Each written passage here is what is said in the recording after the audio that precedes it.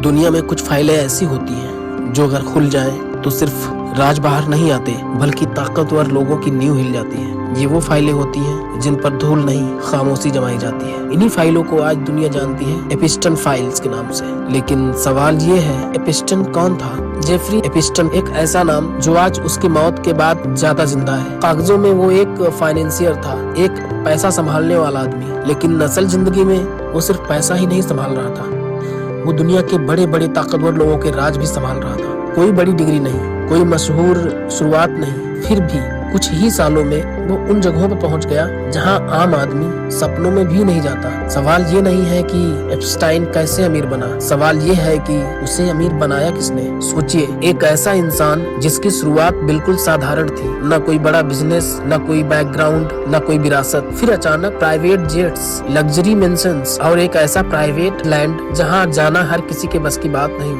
एप्स्टाइन की जिंदगी ऐसी रफ्तार से बदली कि लोगों को समझने का मौका ही नहीं मिला। वो उन लोगों के बीच उठने बैठने लगा जो दुनिया चलाते थे। राजनीति, बिजनेस और ताकत की गलियारों में उसका नाम फुसफुसाहट में लिया जाने लगा। लेकिन हर फुसफुसाहट के साथ एक ही सवाल, ये आदमी असल में है कौन? जब पहली गिरफ्तारी हुई, सालों तक सब कुछ खामोशी में चलता रहा। फिर एक दिन दरार पड़ी। पहली बार एप्स्टाइन का नाम किसी पार्टी में नहीं बल्कि पुलिस रिकॉर्ड में दर्ज हुआ। आरोप गंभीर थे, मामला संवेदनशील था। आम हालात में यह किसी भी इंसान की जिंदगी यही खत्म कर देता, लेकिन एप्स्टाइन के साथ ऐसा नहीं हुआ। सजा ऐसी थी जिसने दुनिया को चौंका दिया, इतने धीरे कि लोगों को लगा जैसे किसी ने ब्रेक लगा दी हो। इतना मिस्टीरियस साइलेंस क्यों था? और फिर खामोशी। मीडिया ने बात की, फिर दूसरी खबरों में उलझ गया। केस था लेकिन चर्चा नहीं, नाम थे लेकिन सामने नहीं आए, जैसे किसी ने पूरी कहानी पर एक मोटा काला पर्दा डाल दिया हो। सवाल पूछने वाले थे लेकिन जवाब नहीं, और यही खामोशी सबसे ज्यादा डरावनी थी। लेकिन जब इतना बड़ा मामला इतनी जल्दी चुप हो जाए तो समझ लीजिए कहीं न कहीं कुछ ऐसा है जो दिखाया नहीं जाना चाहिए। असली कहानी कैसे शुरू हुई? और फिर एक दिन खबर आई, जेफरी एप्स्टाइन मर चुका है, सरकारी भाषा में सुसाइड। लेकिन उसी पल दुनिया ने महसूस किया कि असली कहानी अब शुरू होने वाली है। लेकिन एप्स्टाइन के मरते ही एक सवाल जिंदा हो गया, अगर वो मर गया तो उसकी फाइलें किसके पास हैं? और अगर वो फाइलें खुल गई तो क्या पूरी दुनिया उन्हें सह पाएगी? लेकिन कहानी एप्स्टाइन की नहीं थी, कहानी थी एप्स्टाइन फाइल्स की। जेफरी एप्स्टाइन आखिरकार कौन था ये आदमी? इसका बचपन कैसा था? इसका बैकग्राउंड क्या था? चलिए आगे जानते हैं। जेफरी एप्स्टाइन का जन्म किसी शाही परिवार में नहीं हुआ था, न कोई राजघराना, न अरबों की विरासत। वो एक बिल्कुल साधारण परिवार से आया था। एक ऐसा परिवार जिसे देखकर कोई अंदाजा नहीं लगा सकता था कि इस घर से निकलकर एक दिन ऐसा इंसान पैदा होगा जिसका नाम दुनिया के सबसे बड़े रहस्यों से जुड़ जाएगा।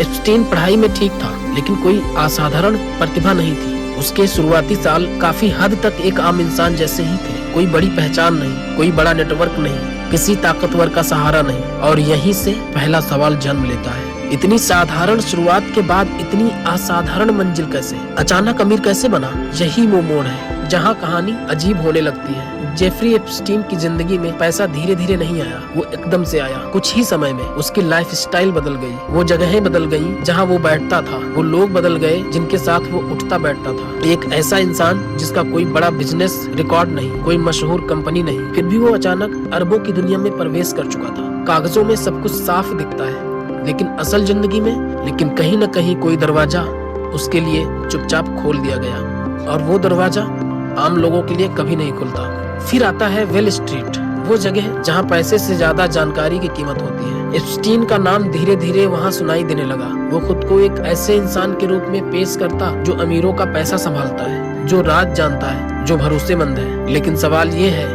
इतने ताकतवर लोग अपना पैसा किसी अनजान के हाथों में कैसे सौंप देंगे? वेल स्ट्रीट में भरोसा बिना वजह नहीं दिया जाता। या तो आपके पास काबिलियत होती है या फिर आपके पास ऐसी जानकारी होती है जो बहुत महंगी होती है। प्राइवेट जेट्स, प्राइवेट आइलैंड कहाँ से आए? जेफरी एप्स्टाइन अमीर नहीं हो, बेहद अमीर दिखने लगता है। प्राइवेट जेट्स, लग्जरी मेंशंस और फिर एक प्राइवेट आइलैंड, ऐसी चीजें पैसों से नहीं मिलती। इनके लिए इजाजत चाहिए होती है, सिस्टम की चुप सहमति चाहिए होती है। उसका द्वीप एक छुट्टी मनाने की जगह नहीं था, वो एक ऐसी जगह थी जहाँ बाहरी दुनिया नजर नहीं डाल सकती थी। और जब किसी इंसान को इतनी प्राइवेसी दी जाती है तो सवाल उठना लाजमी है। उसके बहुत से पावरफुल फ्रेंड्स थे। जेफरी एप्स्टाइन अकेला नहीं था, उसके आसपास ऐसे लोग थे जिनकी पहचान नाम से नहीं पद से होती थी। राजनीति की ऊंचाइयों से जुड़े लोग, बिजनेस की सबसे ऊपर की कुर्सियां, अकादमिक और पावर सर्कल्स, ये वो लोग थे जिनके फैसले लाखों जिंदगियों को प्रभावित करते हैं। और एप्स्टीन एक समान मेहमान की तरह नहीं, बल्कि एक भरोसेमंद इंसान की तरह मौजूद था। लेकिन सवाल वहीं से उठता है, इतनी ताकतवर दुनिया में एक साधारण शुरुआत वाला आदमी इतना अहम कैसे बन गया? सवाल ये नहीं कि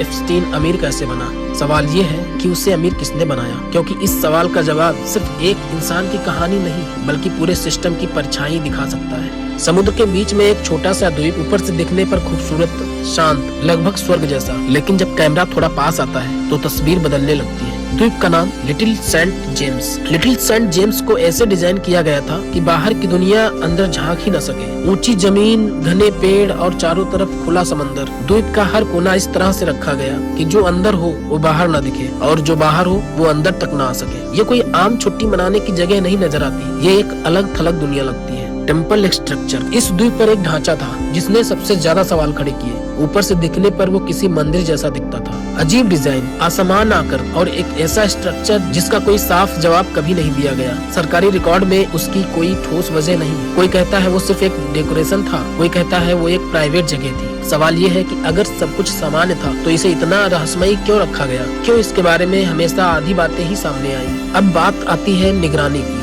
कहा जाता है इस द्वीप पर हर हरकत पर नजर रखी जाती थी। कहाँ कैमरे थे, कितने थे, इसका कोई आधिकारिक नक्शा कभी सार्वजनिक नहीं हुआ, लेकिन अफवाहें हमेशा मौजूद रही। कुछ लोग कहते हैं कि रिकॉर्डिंग होती थी, कुछ कहते हैं कि सब कुछ बहुत सोच समझकर डिजाइन किया गया था। सवाल ये नहीं कि कैमरे थे या नहीं, सवाल ये है अगर थे तो वो फुटेज आज कहाँ है? लिटिल सेंट जेम्स हर किसी के लिए नहीं था। यहाँ आने के लिए सिर्फ पैसे काफी नहीं थे, यहाँ पहुँचने के लिए इजाजत चाहिए थी, नजदीकी चाहिए थी, और सबसे जरूरी भरोसा। द्वीप पर आने वाले लोग आम पर्यटक नहीं थे, ये वो लोग थे जो आम हवाई अड्डों से नहीं, आम जिंदगी से भी ऊपर रहते थे।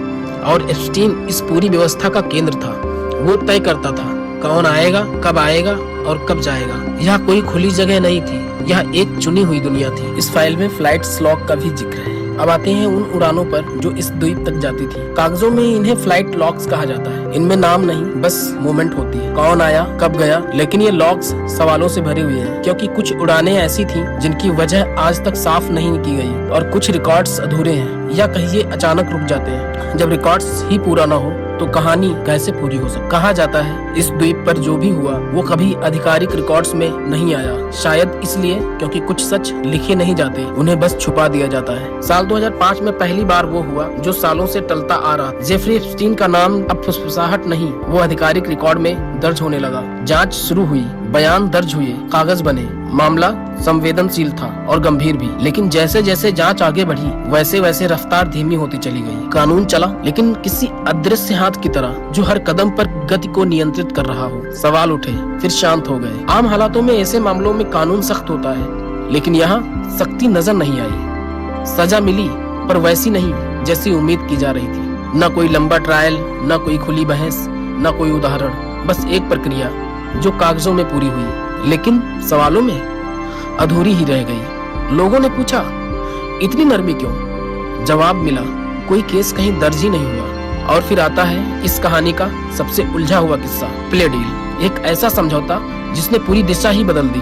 इस समझौते के बाद कई दरवाजे अपने आप बंद हो गए, कई सवाल कभी पूछे ही नहीं गए, और कई नाम रिकॉर्ड तक पहुंचने से पहले ही रुक गए। प्ले डील क्या है? प्ले डील कानून का हिस्सा है, लेकिन इसका इस्तेमाल कब और कैसे किया जाए, यही असली सवाल है। क्योंकि यहाँ इसने सिर्फ केस नहीं बदला, पूरी कहानी को एक अलग मोड़ दे दिया। अब आप सोच रहे होंगे इतना बड़ा मामला मीडिया में तो छाया ही होगा, लेकिन ऐसा नहीं हुआ।